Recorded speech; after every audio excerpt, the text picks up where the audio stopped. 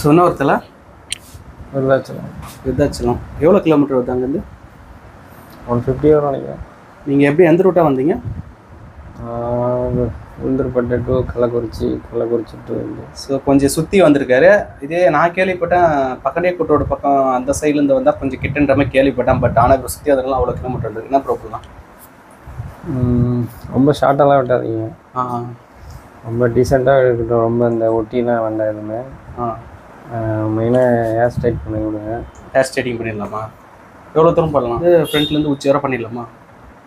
பண்ணிடுங்க. எனக்கு தெரிஞ்சு இருக்கிற இடம் முடி இருக்கிற இடம் எல்லாமே நீங்கள் பண்ணி விட்ருங்க. ஏன்னா எனக்கு ரொம்ப ஷார்ட்டெல்லாம் எனக்கு தேவை. முடியாது, ரொம்ப லென்த் கம்மியாக இருக்குது. இந்த லென்த்லேயே முடி ஸ்ட்ரைட்டிங் பண்ணுறது கஷ்டம் தான். சரி, நீங்கள் அவ்வளோ தூரத்தில் வந்துட்டீங்க, நான் கொஞ்சம் அட்ஜஸ்ட் பண்ணி விட்றேன். முடி மேக்ஸிமம் லென்த்தாக இருந்தால் தான் சூப்பராக இருக்கும் ஹேர் ஸ்ட்ரைட்டிங் பண்ணுறதுக்கு.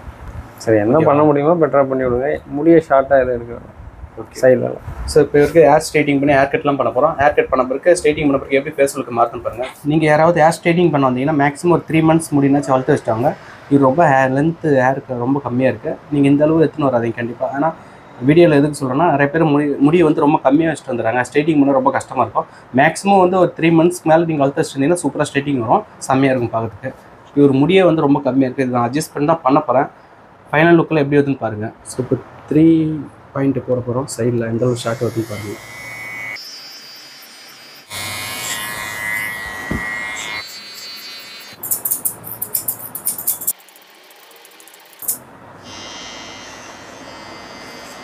இதுக்கு சைடு பேக் மட்டும் தான் நம்ம மீடியம் இருக்கோம். மேலே முடி வெட்டவே இல்லை. ஏன்னா ஏற்கனவே கம்மியாக இருக்குது. அதனால் நம்ம இப்போ ஹேர் வாஷ் பண்ணிட்டு ஸ்ட்ரைட்டிங் பண்ண போகிறோம். ஏன் நம்ம முடி கம்மியாக இருந்தால் ஸ்ட்ரைட்டிங் பண்ணுறது கஷ்டம்னா, இந்த மிஷின் ஸ்ட்ரைட்டிங் பண்ணுற மிஷின் பாருங்கள். இதை வச்சு நம்ம எடுக்கும் போதே பாருங்கள் பண்ணவே முடியல பாருங்கள்.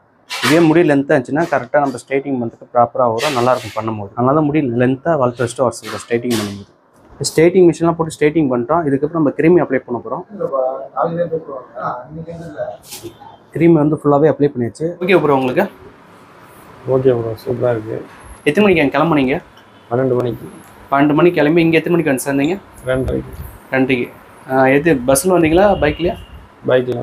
ஸோ பைக்கில் வந்து அவ்வளோ நேரம் ஆயிருக்கு. இப்போ மணி 6:15 கிட்ட ஆக போகுது. இப்போ தான் வேலையை முடிச்சேன் இருக்கு. 3 மணிக்கு மேலே வேலை ஸ்டார்ட் பண்ணி 6:15 முடித்தேன். இனிமேல் அவர் போய் சேரணும் இங்கேருந்து அவ்வளோ தூரம். ஸோ ஸ்ட்ரைட்டிங்னால வேலை ஒர்க்கு அதிகமாச்சு. இந்த ஹேர் ஸ்டைல் எவ்வளோ பேருக்கு பிடிச்சிருக்கு, எவ்வளோ பேருக்கு பிடிக்கும் கீழே கமெண்ட் பண்ணுங்கள். வீடியோ லைக் பண்ணுங்கள், கமெண்ட் பண்ணுங்கள், ஷேர் பண்ணுங்கள். தேங்க்யூ ஃபார் வாட்சிங்.